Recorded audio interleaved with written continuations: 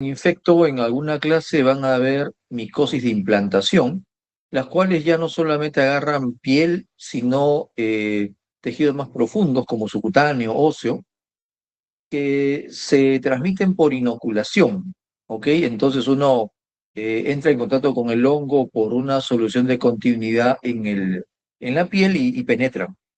Y las de superficiales son por contacto generalmente. Pero las micosis sistémicas, así llamadas, son aquellas que generalmente van a entrar por inhalación. Y de ellas vamos a hablar de tres. Dentro de estas que producen enfermedades sistémicas, pero digamos que se ensañan con el pulmón. Y vamos a ver una por acá. Ya. Ok, este es un casito que ya lo vimos hace algún tiempo con el doctor Moisés Iwincha, que ahora es jefe de epidemiología aquí en el hospital, también médico infectólogo. Este es un paciente varón de 54 años, perdón, es varón, presenta una lesión en la zona dentaria, sus dientes se empiezan a mover, a movilizar. ¿Recuerdan ustedes cuando tenían 7 años y los dientes se les movían porque se les iba a caer los dientes de leche igualito? Así que va a un odontólogo de su zona, él vive, perdón, en la zona de Huacaibamba, que es una zona de Huánuco colindante con la zona de Ancash. Es agricultor ahí, pero él cada cierto tiempo iba a la zona del Valle del Monzón, en Huánuco, y iba a la época de la cosecha. Entonces iba, y se quedaba uno un mes y regresaba, porque ahí pagan más por su trabajo, ¿no? Él vende su fuerza laboral. Pero notó que se le empezaban a mover los dientes. Y entonces va donde, ay, perdón, esto no es, va donde un odontólogo y le dice que le saque los dientes porque se están moviendo. Entonces el odontólogo le dice, no, tienes que ir a otro lado porque eso no es por un tema dental, sino es otra cosa. Así que el paciente llega a Lima, va a odontología del Hospital Loaiza, y esta es la foto que tomamos cuando él llegó a nuestro servicio. El odontólogo le revisa los dientes, la lengua, los labios y decide enviarlo a infectología. Entonces, él es un poblador de la sierra del Perú. Y ustedes saben que los pobladores de la sierra tienen los labios delgados. Miren, este labio es bastante grueso, la lengua está llena de úlceras, algunas con lecho ulceroso, y los dientes, aparte de que están en mal estado de higiene y conservación, son móviles, se están moviendo, están bastante móviles ahí. Y entonces a este paciente le tomamos una placa de tórax en infectología. Esta es su placa de tórax y ustedes ven ahí que es posterior anterior y ven un infiltrado de vértice a base bilateral, ¿verdad? Algunos patrones algodonosos por acá, otros intersticiales por este lado, y entonces hicimos una fibrobroncoscopía sospechando en algunas cosas. Y esto es lo que salió, y ahí está. Y lo que nos interesa ver aquí es esta imagen de acá, que es una levadura gemante y que gema como timón de bar, ¿ok?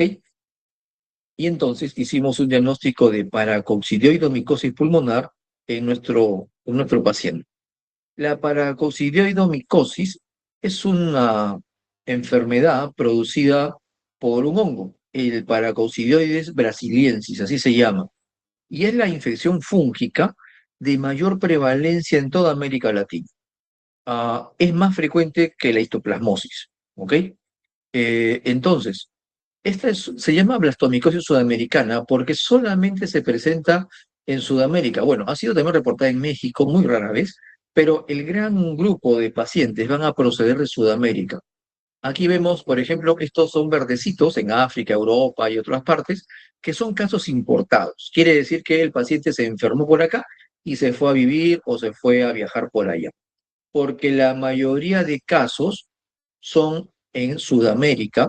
Aquí Perú está amarillito cuando es un área endémica y los otros que están alrededor son de una alta área endémica. Por ejemplo, Brasil, Venezuela, Colombia, Ecuador, que tienen selva. No se engañen, no se engañen pensando que Perú tiene baja prevalencia. No, estoy seguro que tiene tanta o más prevalencia que Ecuador o Colombia, probablemente. Lo que pasa es que los médicos peruanos son un poco flojos para publicar sus casos. Y entonces, como no es una enfermedad de notificación obligatoria, hay un subregistro, pero tremendo, ¿ok? Ven ustedes, bueno, el único de Sudamérica que no presenta casos es Chile, que ven acá. Bueno, las Guyanas no han presentado porque no presenta, pero la zona está toda poblada, rodeada de casos y debiera haber. Chile nomás no ha presentado ningún caso nunca. Entonces, es un complejo de hongos en realidad, no es uno solo. Se clasifican según el complejo que forman.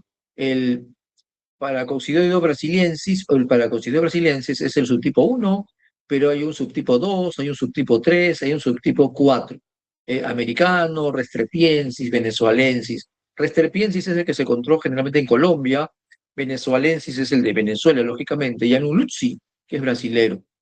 Este es un hongo dimórfico. ¿Qué significa dimórfico? Que está en la naturaleza en dos formas de vida. Está en el medio ambiente, entre las zonas de putrefacción de las hojas, el lodo, los detritos orgánicos, como hifas, ¿ok? Pero cuando estas hifas producen conidios, macroconidios, microconidios, que se sirven para la reproducción, estos conidios se aerosolizan con el viento y son inhalados por un ser de sangre caliente. Nosotros o un animal que podría ser un perro, un caballo. Y ahí, cuando llega a la temperatura corporal nuestra y de los animales, que más o menos es 37 grados centígrados, se convierte en levadura. Y tiene la característica que va a gemar como si fuera un timón de barco. En esta foto ustedes lo ven, ¿verdad? Acá hay un timón de barco y más o menos es parecido. Los gringos, que siempre le ponen nombres medios estrambóticos a sus patologías, dicen que sí, es un timón de barco, pero para ellos es más Mickey Mouse, ¿no? Acá está, esta es una tinción en la cual hay una levadura que está gemando y bueno, se parece a la cabeza de Mickey Mouse. Cualquiera de las dos formas, ustedes pueden reconocerlo en la patología. Es exclusiva de América Latina, está desde México hasta abajo, hacia abajo, está entre los paralelos 23 norte y 34,5 sur. Eh, y entonces habita en el suelo, como les dije, entre los detritos orgánicos, deyecciones de animales con un pH ácido y más o menos en una altitud entre los 500 y los 2000 metros sobre el nivel del mar y tiene que tener una pluviosidad, una lluvia más o menos adecuada para que haya humedad en el medio. Es decir, si estamos a 2000 metros pero no llueve, no va a crecer, tiene que haber lluvia, ¿no? Se calcula que en las áreas endémicas, y vamos a ver luego las áreas endémicas, hasta el 25% de los pobladores, si les hacemos una prueba para ver si han sido infectados con este hongo, van a dar positivo. ¿Ok? Eso quiere decir que es bastante frecuente. Y de hecho, los que venimos o hemos vivido largo tiempo de nuestra vida en zonas de selva, debemos tenerlo dentro en forma latente, como la tuberculosis más o menos. En el Perú ha sido reportado en estas zonas, ¿no? En las zonas tropicales, básicamente de ceja de selva, y selva baja amazónica. En Ucayali, en la zona de Pucallpa, en Huánuco, en la zona de Tingo María, en Pasco, en la zona de selva que tiene, que es Oxapampa, en Junín, la zona de la Merced, en Chanchamayo, pero ha sido reportada también en otras zonas aledañas como Pichanaki, como Villarrica. En Loreto, en Iquitos, el distrito de la provincia de Maynas, en San Martín, en Lamas, pero ha sido reportado en Tarapoto mismo, en Juanjuy. Estamos viendo la zona más prevalente. En el Cusco, en la zona de Quillabamba, que es la zona de selva, ahí está la convención en la capital. En Ayacucho, en la zona de Huanta, en Madre de Dios. Y en Huancavelica, uno dirá, oye, pero Huancavelica es sierra, ¿no? No, no te engañes. Tayacaja es una zona norte de Huancavelica que colinda con la zona de selva del Braem, ¿no? Del Valle de los Ríos Apurímac en Mantaro. Es más, Huancavelica, con la provincia de Tayacaja, colabora para formar porque es afluente del Mantaro, el Valle del Braem. Y entonces, ¿cómo se infecta un ser humano? Se infecta por inhalación. Los conidios, esta es la forma micelial, ¿verdad? Está en hifas. Aquí hay unos elementos chiquititos que se llaman conidios. Esos conidios, cuando un animal pasa, cuando el viento sopla o cuando nosotros empezamos a escarbar en la tierra para sembrar, son aerosolizados. Y entonces es inhalado y entran hasta los alvéolos, más o menos como la tuberculosis, ¿verdad?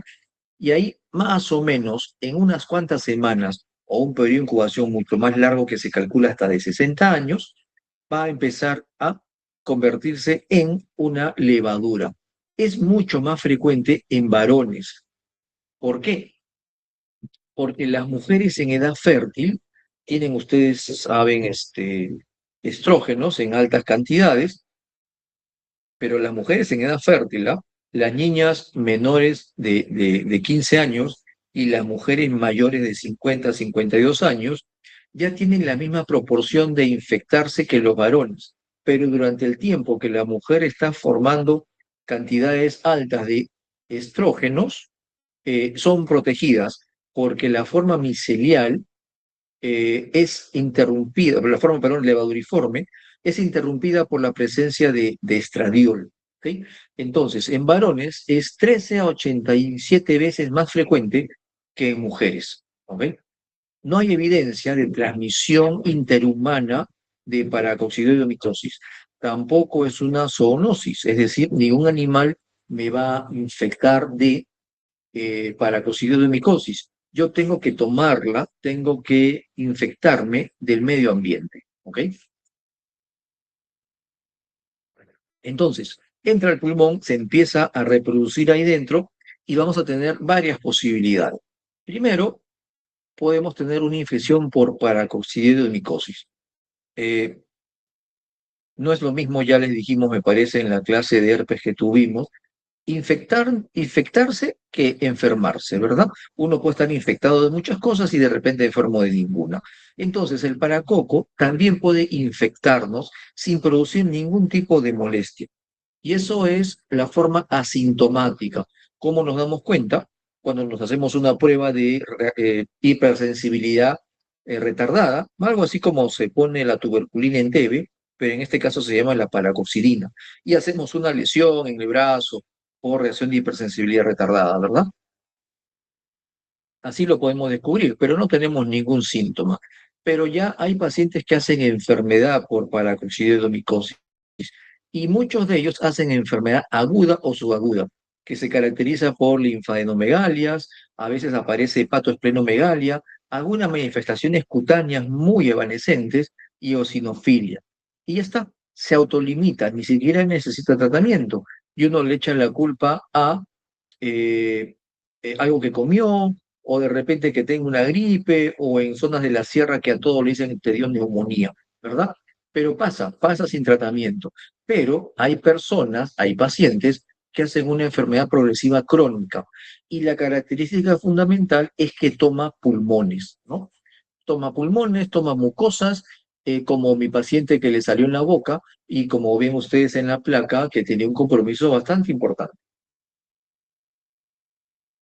Y cuando cura, y no todos necesitan tratamiento para curarse, puede quedar cicatrices retráctiles en el pulmón porque cura por fibrosis, igual que nosotros curamos de tuberculosis. Y entonces, hablando específicamente de paracoccidio de micosis pulmonar, esta es la placa de mi paciente y esta es otra tomografía de otro paciente que tuvimos. Aquí tenemos, creo que esto es, hoy, acá está.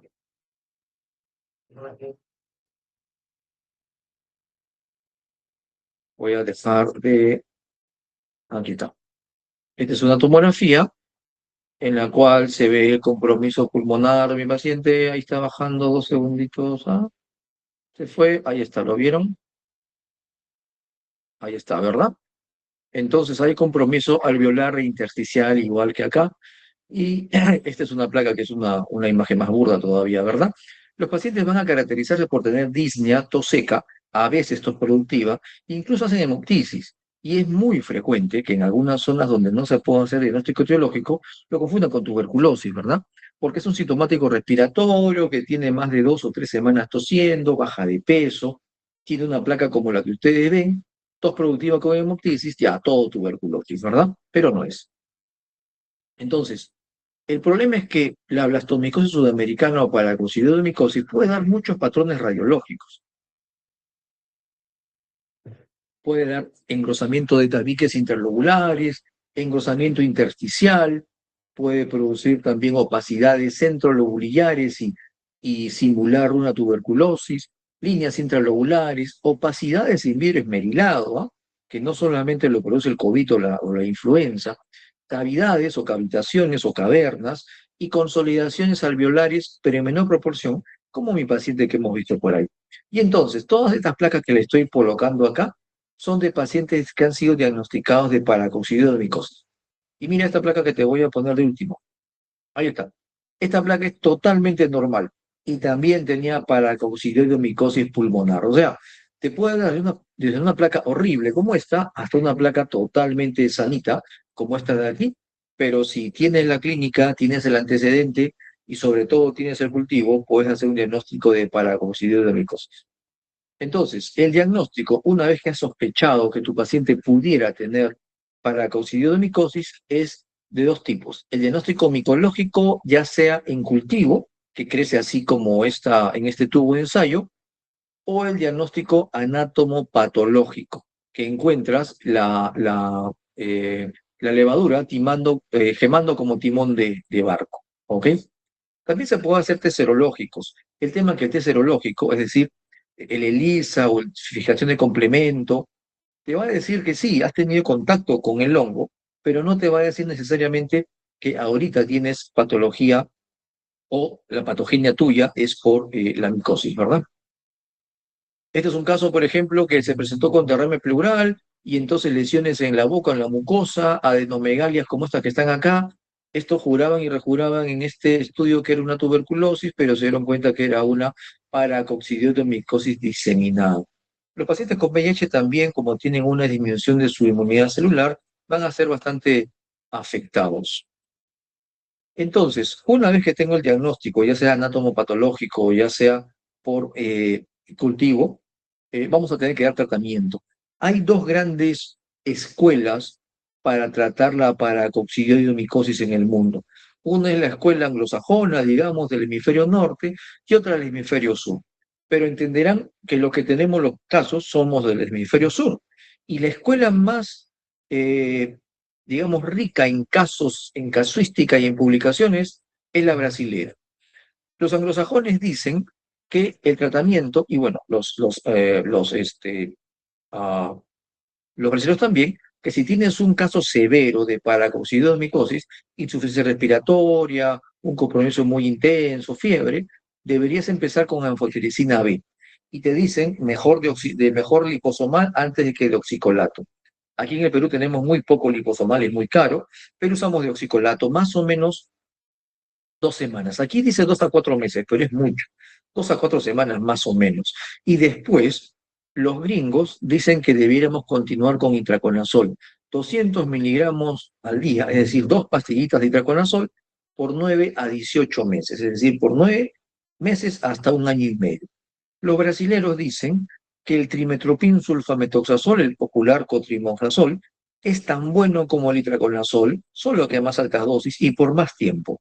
Y es muchísimo, 10 veces más barato que el itraconazol.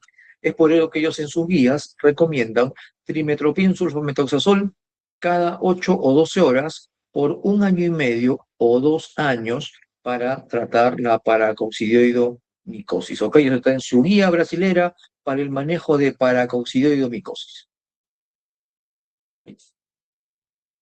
Y vamos a hablar de otro honguito. Algunos verán o recordarán esta imagen si han ido y otros que no la han visto, veanla, ¿no? ¿Qué es esto? ¿Qué hay?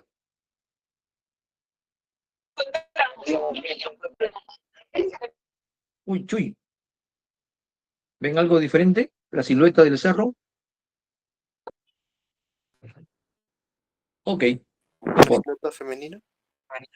Una silueta femenina, claro, esta es la Bella Durmiente, así se llama, ¿no?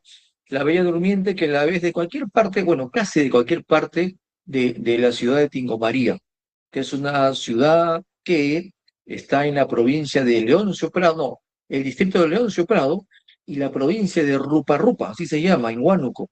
Caliente, caliente significa Rupa Rupa. Vamos a ver un pacientito que estuvo por estos lares. Ahí, ahí está. Este es otro paciente, este es un paciente varón de 54 años. Él ya tenía desde 2 años antes, a la vez que lo vimos, un diagnóstico de VIH. ¿Ok? Había sido diagnosticado de VIH, pero él no quiso tomar tratamiento, es su derecho, no es obligatorio tomar tratamiento. Y entonces se fue, se perdió, yo estoy bien, me voy a dedicar a mi trabajo y voy a tomar cosas naturales para ver si me va bien. Entonces, la cosa es que se perdió 2 años y después regresa porque tiene un tiempo de enfermedad de más o menos un mes, con disnea, tos productiva, mucopurulenta, verdosa y con fiebre, una fiebre vespertina que tiene su duración nocturna. Le sacan un BK en esputo y sale negativo 3 veces, le toman un CD4 y le encuentran 52 CD4. Significa que es un paciente de VIH en estadio avanzado, como era de esperarse, si es que no tomas 2 años terapia a pesar del diagnóstico, ¿verdad? Y y tenía esta placa de tórax. No sé si la ven bien, voy a ver si la amplío para que la vean un poquito mejor. Ahí está. ¿Ven algo raro en esa placa? No sé si su pantalla se puede apreciar también como la puedo ver desde aquí. ¿No? ¿No la pueden Sí ver? se ve, doctor. Sí. Ya. ¿Y algo que llama la atención? ¿Hay un infiltrado algodonoso o intersticial? Estas, Intersticial. creo que a la delegada le he pasado mi clase, ahí lo van a ver un poquito más cercano, y este es un patrón micronodular, o lo que se llama un patrón miliar, ¿ok? Entonces, en pabellón, dijeron, oye, este es un paciente con VIH en estadio avanzado, tiene beca negativo, es sintomático respiratorio y una placa con milia. Esto es TB, ¿verdad? Y le empezaron tratamiento con TB como prueba terapéutica porque no pudieron aislar el bacilo tuberculoso. Lo mandaron a casa con indicación de tomar sus medicamentos y él regresa a las 2 semanas peor porque regresa también con lesiones dérmicas, unas lesiones dérmicas muy intensas, como esta que ven acá. Bueno, mi paciente es un afrodescendiente, así que es morenito, pero tenía lesiones ulceradas, algunas con secreciones en rostro, en tórax y en brazos. Piernas no tanto. Y entonces sospechamos en alguna cosa en especial y le sacamos un aspirado de médula ósea. Y le encontramos esto de acá. Esto es un macrófago que ha fagocitado un montón de elementos pequeñitos. Y entonces se hizo un diagnóstico de histoplasmosis diseminada aguda. El histoplasma capsulatum es un hongo. Es un hongo que causa, al igual que el paracoco, una infección en animales y el hombre. Y ambos son los conocidos como micosis endémicas, ¿ok? Porque hay siempre casos en algunas zonas del Perú que vamos a ver por ahorita. También es un hongo dimórfico, que significa que en el medio ambiente está como hifas, pero cuando los conidios empiezan a nadar, digo, a volar por ahí y los aspiramos y nos encuentran a una temperatura de 37 grados centígrados, se convierten en levaduras, al igual que el paracoco. ¿Ok? Y entonces también crecen bien en suelos con sustancias orgánicas, un pH ácido, le encanta sobre todo crecer dentro de las cuevas. Si van a Tingo María y se meten a la cueva de las lechuzas, no permanezcan mucho tiempo, porque de hecho que en cualquier parte de la ciudad, pero sobre todo ahí se van a aspirar algunos microconidios de histoplasma. En zonas endémicas, por ejemplo, Tingo María, por ejemplo, Chanchamayo, por ejemplo, Iquitos, hasta el 80% de la población va a tener pruebas positivas para infección por histoplasma. Ya les dije, infección no es igual a estar enfermo. Por infección por histoplasma, así de frecuente es, ¿ok? Pero como ellos han tenido mucho tiempo para hacer una respuesta adecuada, los pobladores de esas zonas como que toleran la infección por histoplasma. Somos los nuevos, los que recién llegamos a esa zona, que nunca hemos conocido el histoplasma, los que generalmente hacemos infección aguda, ¿ok? Entonces, el histoplasma puede provocar infecciones asintomáticas hasta un cuadro severo como el que les puse al inicio en el caso clínico, ¿ok? Y sobre todo se ensaña con aquellas personas que tienen alterada la inmunidad celular. Por ejemplo, los pacientes que tienen VIH en estadio avanzado o los pacientes que usan corticoides, los posttransplantados, etcétera. No hay transmisión, al igual que el paracoco, entre humanos o de los animales al hombre, porque, una vez más, yo tengo que tomarlo, el microconidio, del medio ambiente. En nuestro cuerpo está en fase levaduriforme y no contagia. En cambio, en el medio ambiente están en forma micelial y sí se transmite. ¿Ok? Todos estos casos son generalmente en Latinoamérica también, y todo lo que está bien rojito son los lugares donde hay más. El Perú está rosadito, pero otra vez no se engañen, somos flojos, ¿ok? Y entonces esto es lo que pasa. En la forma micelial está en el medio ambiente y hay un elemento chiquitito que es el microconidio. Ese microconidio vuela por los aves que vuelan, los murciélagos y todo lo demás, y hay alguien que lo aspira, nosotros, ¿verdad? Y ahí empieza a llegar al alveolo, en el alveolo se convierte en levadura, nuestros macrófagos lo fagocitan, no lo pueden destruir, y lo llevan al ganglio regional. Y también puede dar un cuadro parecido a lo que vemos en TEIBE como el complejo de Goma, una lesión periférica en pulmón y una adenomegalia mediastinal. ¿Ok? Hasta ahí debiera quedar. Ahí la mayoría de nosotros los vamos a contener. El problema está los pacientes que están inmunodeprimidos. No lo contienen y se disemina por todos lados. Y ellos terminan haciendo lo que se llama una histoplasmosis diseminada. ¿Ok? Entonces, ¿cómo empieza esto? Más o menos así.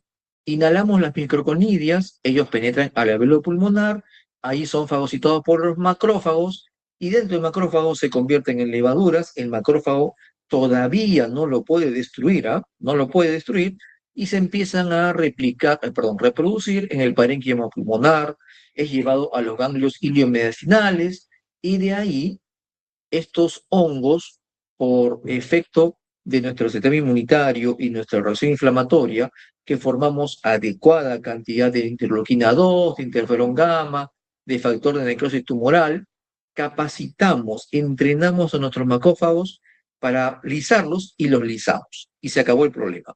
Quedarán guardaditos por aquí y por allá, pero no hacemos enfermedad, o la mayoría de nosotros no tenemos ningún síntoma. El tema está en los que no pueden hacer eso. Y las células monocito-histocitarias se van diseminando y se van a pulmones, a hígado, a vaso, a tubo digestivo, a linfáticos, a donde le da la gana. ¿Ok? Nosotros en el pulmón nos defendemos con una reacción granulomatosa epitelioide, con células gigantes. Eso te recuerda algo, ¿verdad? Como nos defendemos igual de la TB. Es más, te cuento que los granulomas por histoplasma también pueden hacer necrosis gaseosa, ¿eh? No es algo patognomónico de TB, te cuento. Pero así nos defendemos. Eso es cuando podemos defendernos. Los pacientes inmunodeprimidos no hacen granuloma y se disemina por todos lados, ¿ok? Entonces, hay varias formas de presentación clínica dependiendo qué facilidades nosotros le damos como hospederos. Entonces, si hay un hospedero sin factores de riesgo, de repente ustedes que se van acá el Oktoberfest, o no sé cómo se llama, o sea, a esa celebración de Zapampa, que hay conciertos y todo, pero solamente están en la ciudad y un poquito más allá y nada más, probablemente tengan una exposición leve y no van a tener síntomas, pero cuando les hagamos a la semana después una reacción de hipersensibilidad retardada, va a salir positivo a la histoplasmina, se llama. Pero hay pacientes que se van a meter a la cueva de lechuzas, a esas cuevas que hay en Tarapoto, que son profundas, creo que 200 metros hacia abajo, y ahí hay gran cantidad porque hay más humedad, ahí hay más deyecciones de animales que viven, y entonces las colonias de hongos son más floridas, digamos, en esas zonas. Y ahí sí, si se exponen altamente a conidios, van a hacer una histoplasmosis pulmonar aguda, que no se diferencia en nada de una influenza o una bronquitis. Y entonces ustedes le van a echar la culpa al ventilador, al aire acondicionado, a las bebidas heladas que tomaron, porque se autolimita. Entonces, estos pacientes, el asintomático y el que hace una histoplasmosis pulmonar aguda, se autolimita y no se enteran que tuvieron y no reciben tratamiento, pero quedan con el histoplasma alojado en alguna parte de su cuerpo, porque hay histoplasmosis latente también. El problema está con los hospederos con factor de riesgo. Ellos van a tener problemas. Por ejemplo, hay un paciente que ya tiene defectos estructurales en el pulmón. Ha tenido COVID, un COVID terrible y ha quedado con secuelas arquitectónicas ahí en el pulmón, de la arquitectura alterada. O ha tenido tuberculosis y ha quedado con bronquiectasias. O ha tenido un quiste datídico y ha quedado una cavidad. Entonces, ya tiene problemas estructurales en el pulmón. Ahí entran los microconidios, pero es, digamos, inmunocompetente, ¿ah? Y empieza a colonizar el pulmón.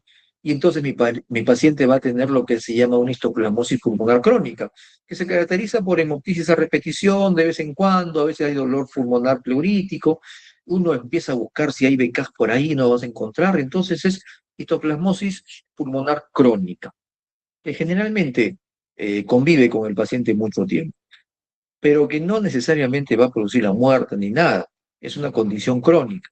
El paciente que se va a morir con histoplasmosis es este de acá, el que tiene un defecto inmune, el que tiene una alteración de la inmunidad, sobre todo celular. Y entonces, como los pacientes con VIH, que van a tener una presentación diseminada, ¿ok?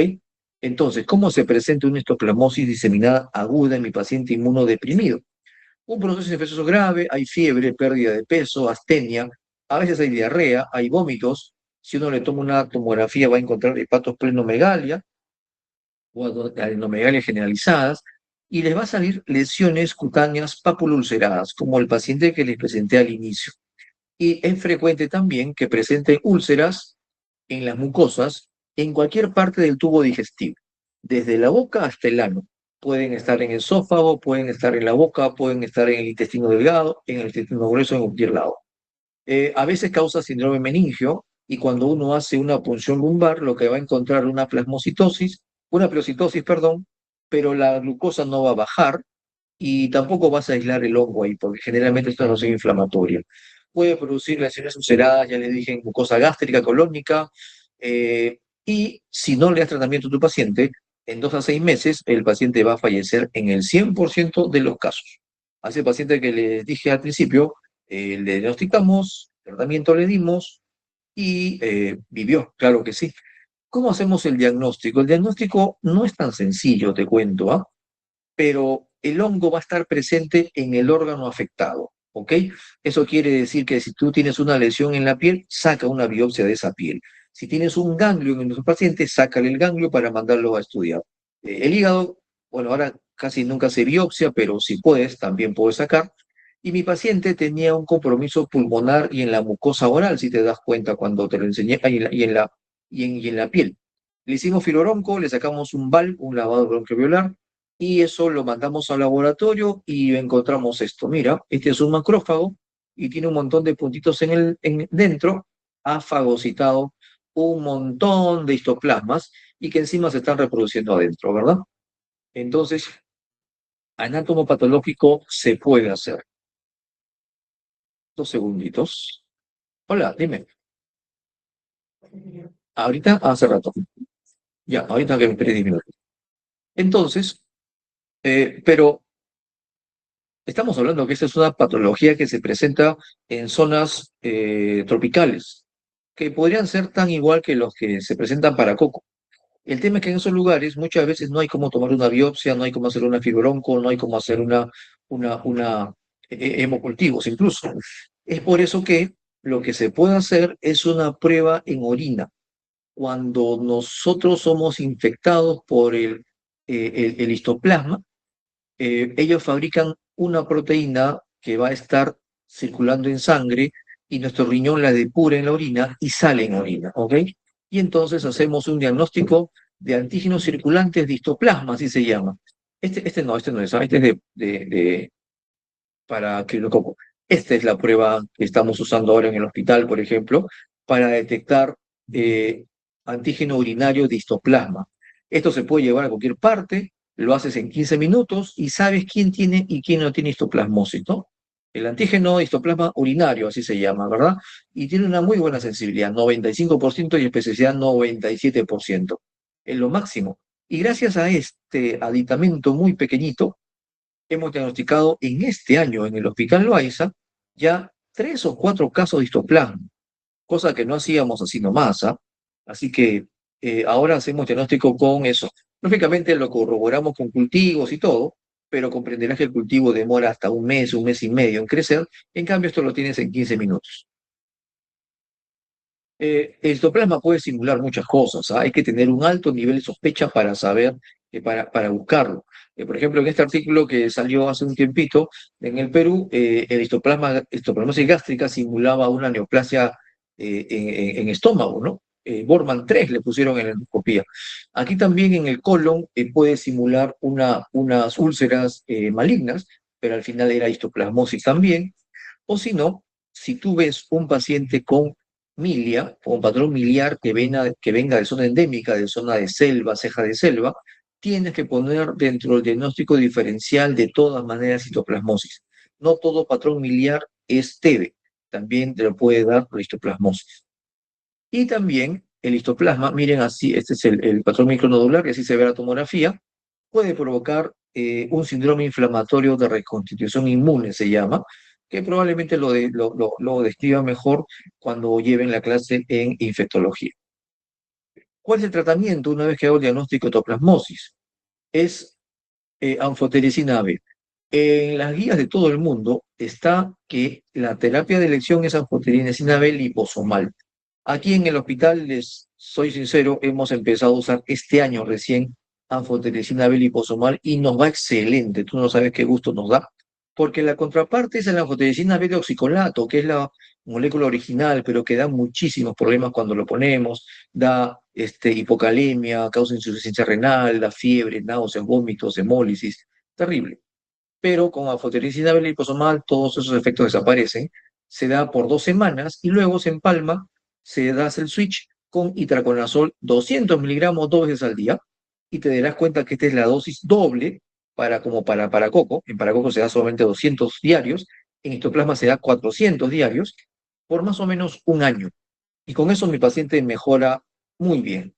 El paciente que les presenté al inicio está muy bien, ahora él está en terapia antirretroviral, su CD4 subido como hasta 600, y él donde se infectó, él era camionero, y entonces iba con su camioncito a la zona de Tingo María, donde le presenté la foto, y bueno, pernoctaba ahí, y entonces ahí fue donde se infectó de histoplasma en su vida, porque él era de Cañete, me parece.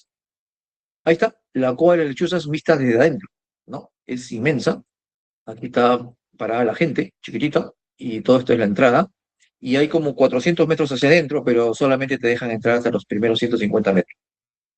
Y vamos a hablar, y el último, uy, y tengo 10 minutos para hablar de esto, ¿verdad?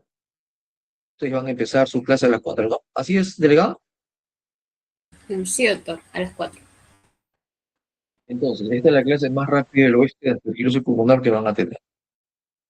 El aspergillus es un hongo ubicuo, está en todas partes. No necesito ir a la selva, no necesito ir a Tingo, a Huánuco, a ninguna parte. En mi casa solito puedo aspirarlo, ¿ok? ¿Y dónde lo vemos macroscópicamente? En las cebollas esas verdes que vemos por ahí, en el choclo que lo tenemos refundido por alguna alacena, o en ese pan verde que se te cae detrás de la refri y lo encuentras después de semanas, ahí está. Esos son los mucorales o los hongos filamentosos. Eh, Aspergillus es uno de los más conocidos, pero también hay Fusarium, Cedosporium y los mucorales que les digo. El que nos llama la atención ahora y el que vamos a hablar es el Aspergillus, ¿ok? Que está en el medio ambiente. Y entonces, este Aspergillus, ¿sabes qué es un aspergilo, no? Eso es con el que el cura te echa agua bendita, lo metes a su agua bendita y plan, plan, te empieza a tirar así para mojarte. Entonces, cuando lo vieron en microscopio, se dieron cuenta que era más o menos así. Por eso se llama aspergillus, ¿ok? Entonces, este aspergillus, estas bolitas que tiene aquí afuera, es como si fuera una flor de diente de dragón, ¿no? Eso que vemos en los jardines, por ahí que crece como mala hierba, ¿no? Entonces se diseminan y uno los inhala. Y eso es muy frecuente, está en todas partes. El día de hoy debes haberte inhalado un par, seguramente, entonces no te preocupes. ¿Por qué? Porque cuando nosotros tenemos nuestro sistema inmunitario bien puesto y cuando no somos diabéticos en estadio de acidosis metabólica o cuando no estamos con deferoxamina o algunos quelantes de fierro, no nos va a pasar nada. Nuestro sistema inmunitario es capaz de conjurar la infección. El tema viene cuando tenemos algunos factores de riesgo, en el cual le damos facilidades al hongo para crecer.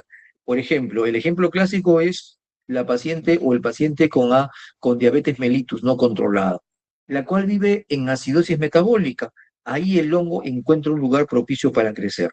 O aquellos pacientes que tienen neutropenia profunda, o aquellos pacientes que son desnutridos y sobre todo les da a ellos aspergilosis digestiva. Pero bueno, ahí está. Entonces, el Aspergillus se va a comportar de acuerdo a las facilidades que nosotros como hospederos le vamos a dar. ¿Ok? Algunos lo defendemos mucho, hasta ya demasiado. Por ejemplo, este de acá.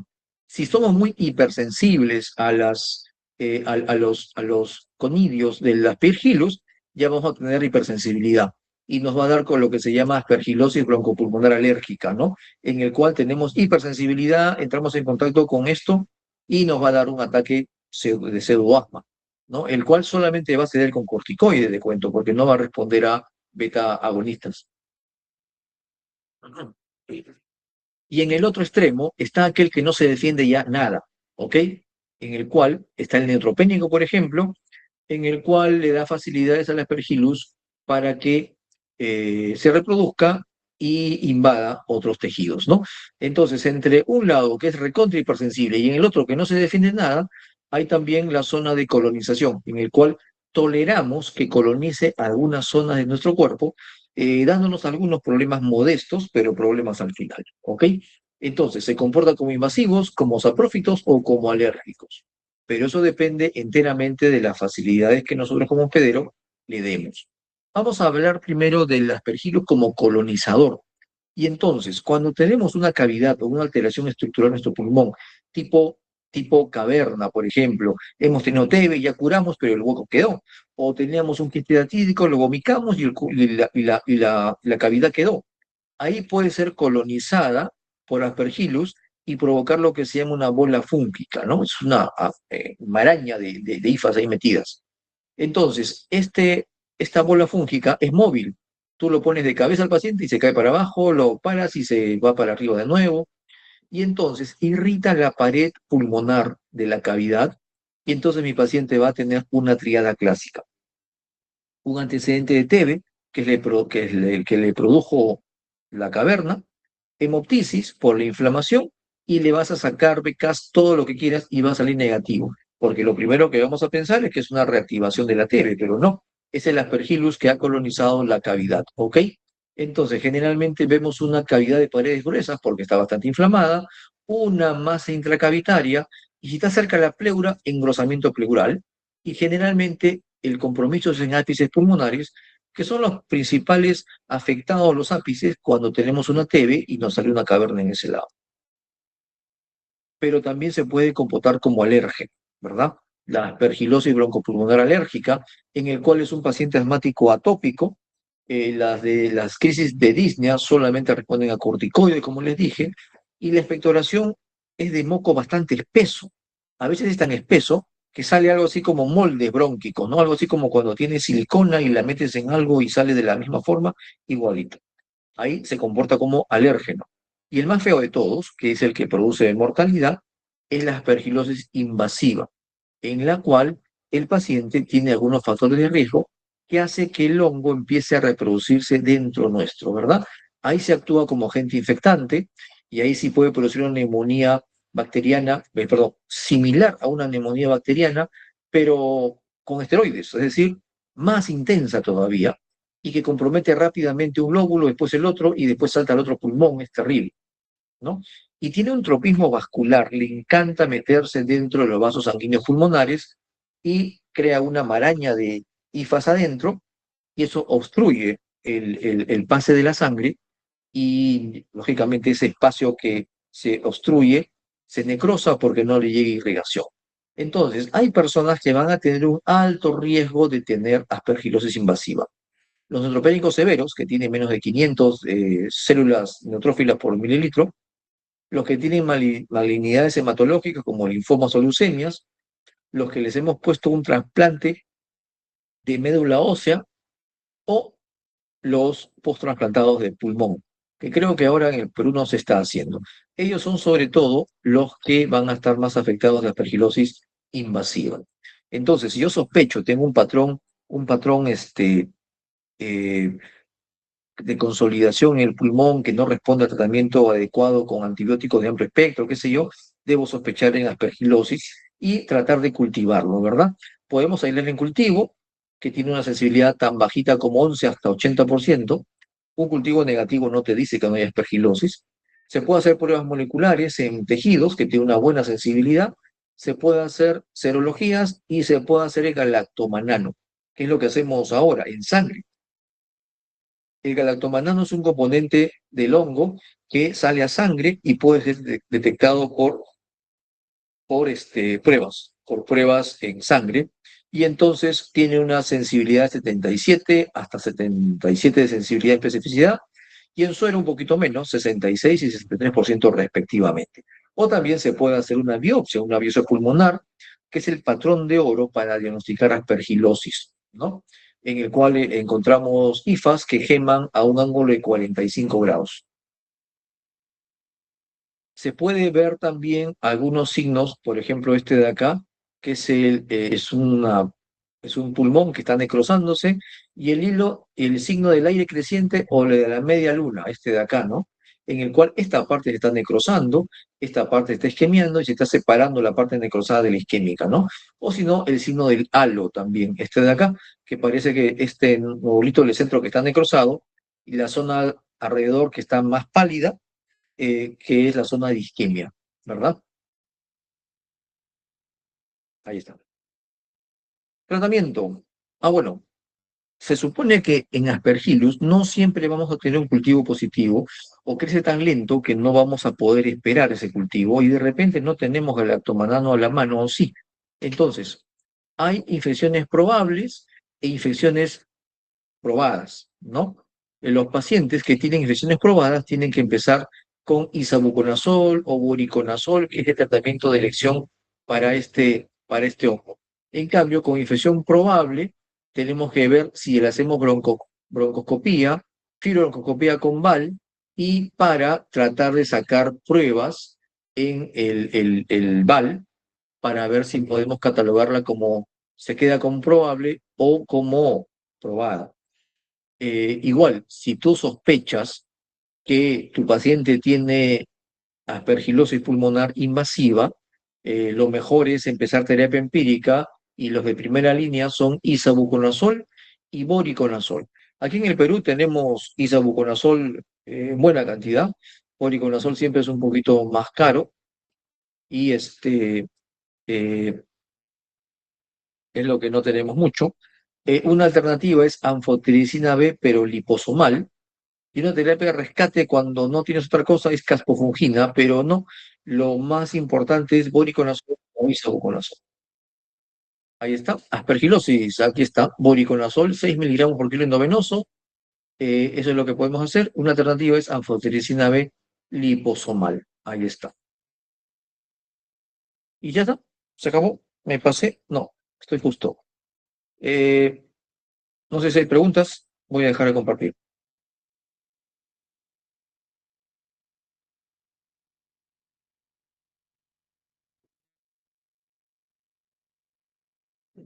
¿Tiene preguntitas?